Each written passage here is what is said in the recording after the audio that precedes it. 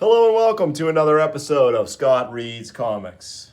Today we'll be covering the official handbook of the Marvel Universe Deluxe Edition, issue number 5. We've reached the quarter pole in our journey through this 20-issue series, which details, and I do mean details, all of the background and capabilities of Marvel's main characters, and a few of the more obscure ones as well.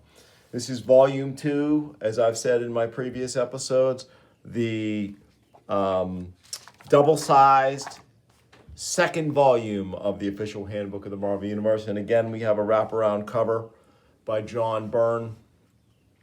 And we have our characters moving forward each in their own fashion here. So let's dig in and take a look. All right, so this issue covers Gardner to the Hulk.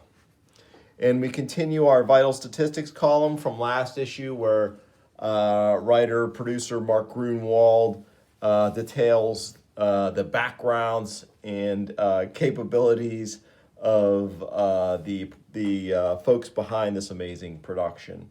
And those folks are, as I said, Mark Gruenwald, writer-producer, Peter Sanderson, writer-researcher, Elliot Brown, technical illustrator, Joe Rubenstein, inker embellisher, Howard Mackey, assistant editor, Andy Anchus, colorist, Brenda Mings, typesetter, Anita Duncan, production supervisor, John Byrne, our cover penciler, Dennis Maloney, appendix compiler, Don Geiger, production, David Wall, editorial assistant, James Fry, art enhancer, Tom Morgan, art assist, Harry Candelario, photostatter, Jim Shooter, editor-in-chief. Harry Candelario is a name I recognize from the later 80s and the 90s. He would go on to become a penciler in comics, as would Tom Morgan, as would James Fry. And by art enhancer and art assist, I'm sure what's happening here is these artists are taking the artwork from the various panels, the action panels that are included from the comics with, of course, the word balloons removed and punching those up or restoring them so that they can be produced here. So we begin here with the Gardener, a member of the Elders of the Universe, drawn by Trevor Von Eden. Now, this might be the first Trevor Von Eden that we've seen in the Deluxe Handbook so far. It looks really good, greatly capturing the Gardener, who is 7 feet 1 inches tall and 390 pounds. So he is no small fry. Strength level, unknown.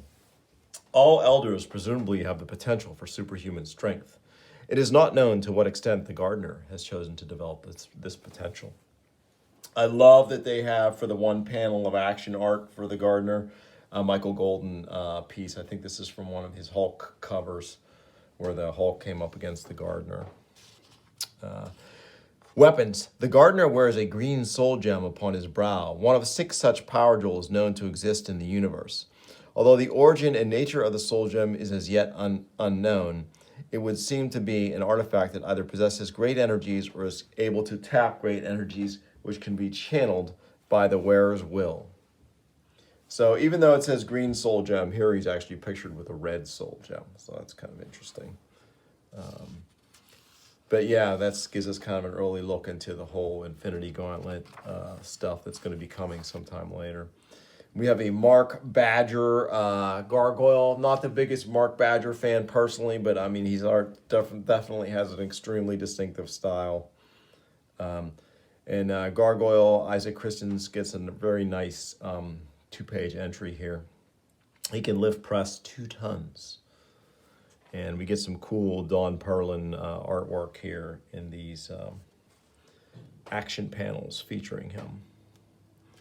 So he was a longtime member of the Defenders, created by J.M. DeMatteis, I believe. G, member of Power Pack. Gargoyle, Asgardian Troll, very cool. 6 feet, 480 pounds. Strength level. Gargoyle possesses the normal level of strength for a rock troll of his age, height, and weight, and he can lift press about 25 tons. So he is no slouch either in that department. Very cool shot of Gargoyle there. Gar, Deviant Leader. I think this is our pal Sal Buscema here on Gar. The level of Gar's strength is unknown, inasmuch as he never engages in physical hand-to-hand battle. He is believed not to be superhumanly strong. He's more of a planner. He gets other people to do the fighting for him. And his other superpowers, if he has any, are unclear.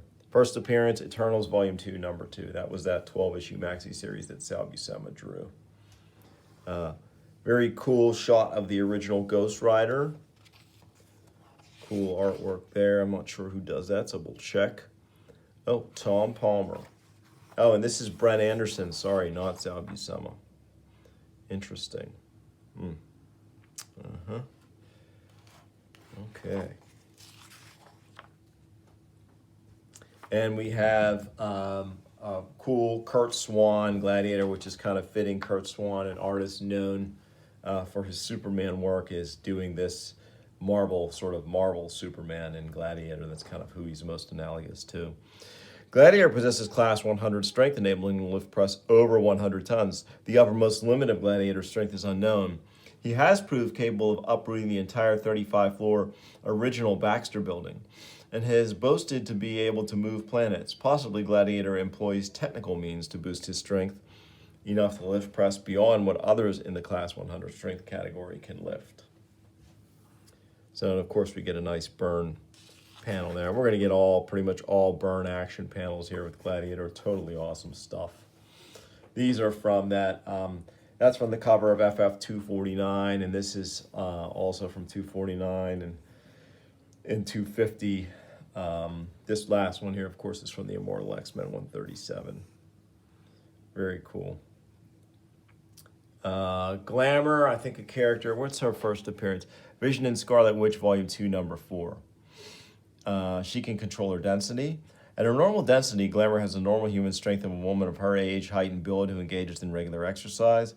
And when she increases her density, her strength increases as well, just as the Visions does. Pretty cool. Kind of a little bit of a... Yeah, I think they were carnival performers or something. Let me see here. Occupation, stage magician, right. That counts for her. Fishnet stockings, I guess. Glorian, sometime Hulk foe. I think originally, let's see what his first appearance is. That's what's so great about this. Fantastic Four 135. As Thomas Gideon, Fantastic Four 135. As Glorian, Incredible Hulk 191. Yeah, that was one of the last issues of Trimpe's long run on the book. Yeah. Sort of a cool character if you want a weird story, a weird cosmic story. Nice entry on the gods here, the various gods. We have the Asgardians, represented by Thor, and then some of the other cultures' gods, the Egyptians, that might be Osiris there. So, some cool stuff. Some other neat shots. There's Zeus. There's the Egyptian gods again. Great entry here on Goliath, Eric Jostin, who would become Atlas of the Thunderbolts sometime after this publication. That's a Jim Fern piece, very solid. And this is a great piece from Iron Man Annual number 6 with some cool Luke McDonnell artwork there. Very cool. There's some Milgram. That's from Iron Man Annual 6 again. That's an older Don Heck piece, I think. Unusual features. Goliath's eyes, like those of Wonder Man, have been replaced by unknown containment spheres for unknown energies. Strength level. At his normal 6-foot size, Goliath can lift press between 20 and 30 tons, depending upon a level of fatigue and other factors. At his maximum 60-foot stature, Goliath possesses Class 100 strength. Let's see. He also, of course, can grow, and his body. He's the same. Carl Malice used the same process on him that he duplicated what was used on Wonder Man by Zemo, and he mixed in some Pym particles for good measure, and so you get this sort of this mix of Wonder Man and Giant Man together. Very cool, dangerous foe. He would take part in the siege on the mansion and in the Immortal Avengers storyline and beating Hercules nearly to death. Very cool Gorgon. This is a Larry Lieber Gorgon. Gorgon possesses superhuman strength, enabling him to lift press approximately 2.5 tons. Very specific here, 2.5 tons. Gorgon's power is centered in his massively muscled legs and boot-like feet. Approximately 3/4 of Gorgon's total weight is in the lower half of his body, particularly in the thick, dense muscles of his thighs and calves. And then they go on to detail how he can create seismic shocks by stomping his feet. And we get some really cool, that's a Neil Adams there, but we get some cool Kirby action here. I love him lifting this car up here. Very cool. Abilities. Like all Inhumans, Gorgon is physically superior to normal human beings due to generations of eugenics. Attributes in which the Inhumans excel over humans include reaction time, stamina, strength, resistance to injury, and speed. We have another Elder of the Universe, the Grand Master. Very cool. Storied history in Marvel. He's been involved in some very interesting storylines. And again, as an Elder of the Universe, he possesses vast cosmic powers. Here he is going against the Scarlet Centurion. This is a neat, I think, picture from the maybe from the Squadron Supreme maxi series by Bob Hall, possibly. The grapplers, the lady wrestlers, all detailed here with some cool floating heads. Who does these floating heads? Let's take a look. Take a peek here. Howard Bender. Okay.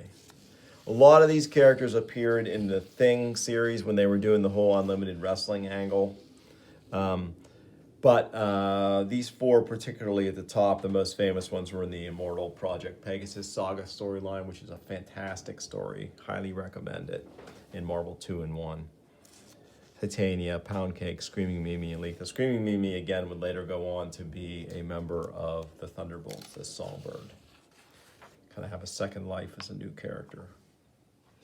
Graviton, one of the great supervillains in Marvel Comics history, or is it Count Nefaria? They've always look pretty much the same. They have a very similar look to them. So we always joke that they're the same character. Gremlin, very cool, sometime Hulk villain, mutant super scientist, Russian. Real name, unrevealed. Occupation, scientist. Identity, known to certain officials of the Soviet government. Known superhuman powers. The Gremlin is a mutant who has inherited the genius-level intelligence that his father, the Gargoyle, gained when his brain was mutated by radiation. It is unclear whether or not the Gremlin's intelligence is of a superhuman level. So that's a little, that write-up is a little confusing in a way. If he is a mutant, then he has powers, or does he? The Gargoyle, really cool Gargoyle drawing there, figure drawing for him, excellent. Let's see who that is. The Gray Gargoyle, Walt Simonson. That's cool. Maybe it's just this particular figure, but this is a Simonson healing to more closely maybe to his older Marvel House style. But it looks great. And we get a lot of great action shots, including what I think here was a Perez cover of Avengers 191. I think that was 191, maybe 192. The Red Gargoyle possesses superhuman strength when fully transformed to stone. He can lift press approximately 11 tons. Yeah, so he's pretty formidable. Guardians of the Galaxy here, they don't rate their own individual entries. Unfortunately, they get these truncated entries here. I always thought Charlie 27 should have been stronger. I really don't agree with this. Superhuman, he can lift press 5 tons. So, whatever, though. I mean, that was their call. But I just thought, based on some of the stuff he did in the comics, he should be a little stronger. Martin X, Vance Astro, Yondu, Starhawk, and Nikki. We have the Guardsman, sometime Iron Man foe, sometime ally, Michael O'Brien. And we get our first amazing Elliot Brown cutaway / technical drawing, so we get to see how the Guardsman's armor works.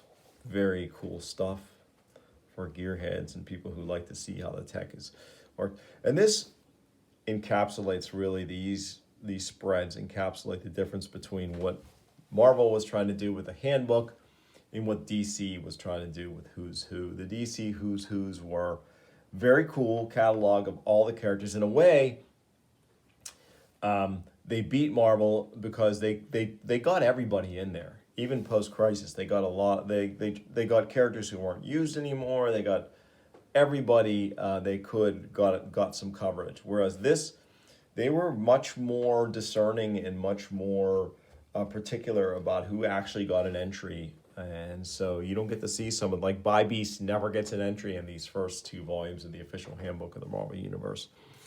So that was kind of a bummer, but both have their pluses and minuses in terms of presentation.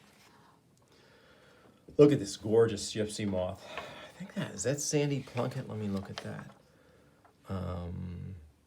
Yeah, Sandy Plunkett, an artist. I don't know if they did much in terms of sequential comics, but man, this is a beautiful piece. What a great looking character. Very cool. Spider-Woman villain. I love Spider-Woman. Henry Peter Gyrick. Oh, there he is wielding the neutralizer pistol. Basically a jerk in just about everything he's ever been in, whether it be Avengers or X-Men or any other title. He was the government jerk of Marvel. Justin Hammer, very cool gangster. He's an unscrupulous industrialist and head of various international design and manufacturing firms. Oh, so he is not officially a gangster, as I said, I misspoke. He's a criminal financier and industrialist. That is actually some very nice artwork there for Justin Hammer. Dwayne Turner. Oh, look at this great Havoc too. Wow. Who does that Havoc? Dave Gibbons, classic. Man, Dave Gibbons can draw. Really, really draw well. Yep, Havoc, one of the most powerful X-Men, arguably. And that costume is just dynamite. Very cool. This is a great Neil Adams sequence here. Totally great. They captured it beautifully. Excellent Hawkeye here. Very cool. And who is this Hawkeye by? Fittingly, this figure is Mark Grunwald, who we didn't I often forget Grunwald started out as an artist and then later concentrated on writing, but he does actually draw the Hawkeye 4-issue limited series. I forget who inks it, but Grunwald lays it out and draws it, and I mean that's some talent there. I mean, but then his real talent lay with his writing and his planning, and he had those epically long runs on Captain America, and he, of course, his magnum opus Squadron Supreme, and of course what we're looking at right now is Grunwald's baby. This sequence here of looking at how Hawkeye's quiver works and his various arrowheads and everything, totally awesome. Just, I mean, for the comic book geek, a character like Hawkeye, the wisecracking archer with the trick arrows, seeing all this stuff detailed just completes the picture beautifully. Love it.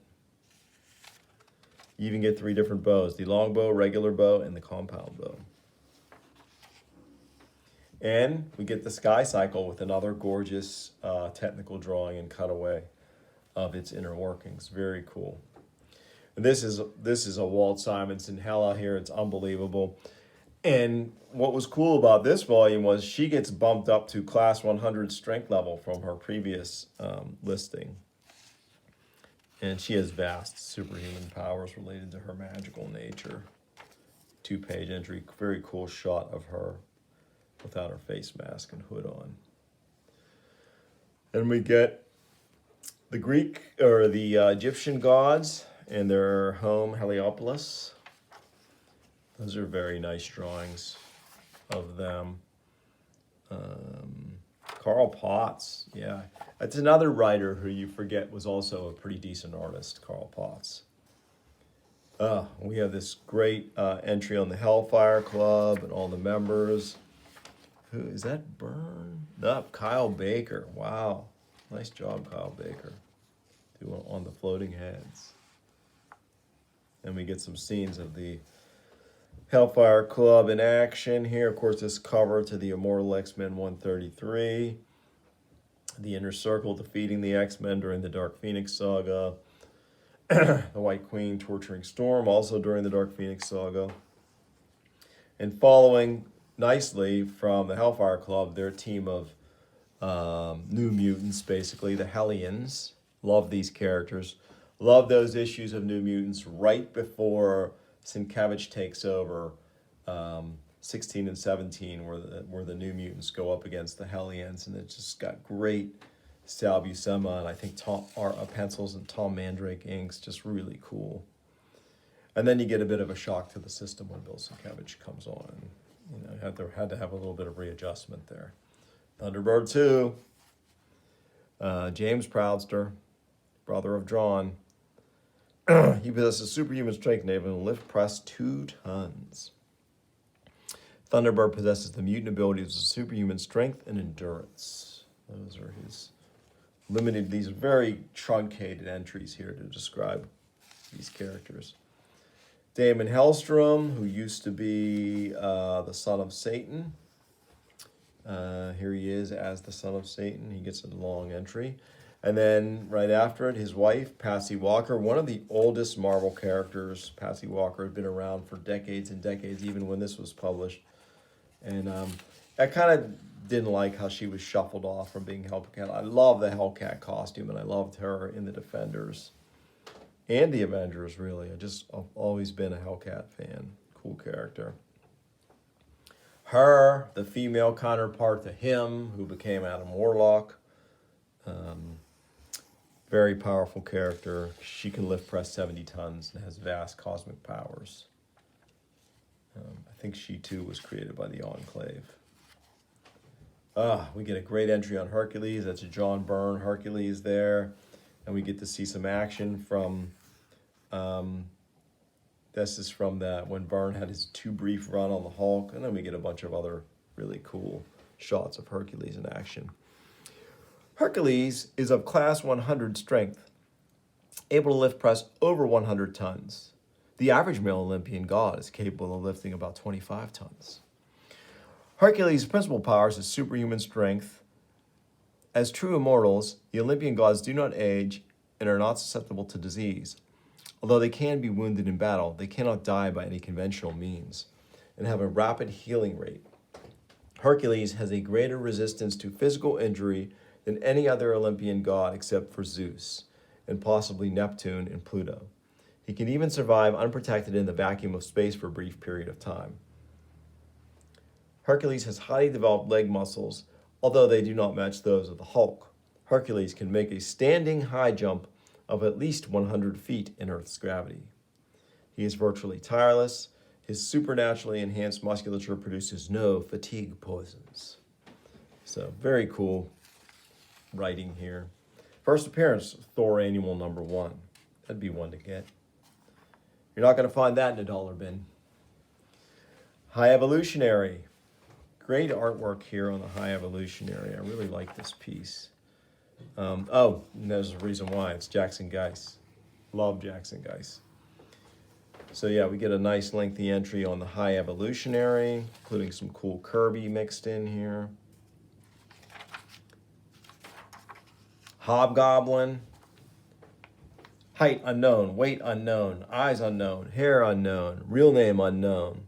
A lot of unknowns here. At this point, Hobgoblin was still very mysterious, which is cool. It's what made him cool initially.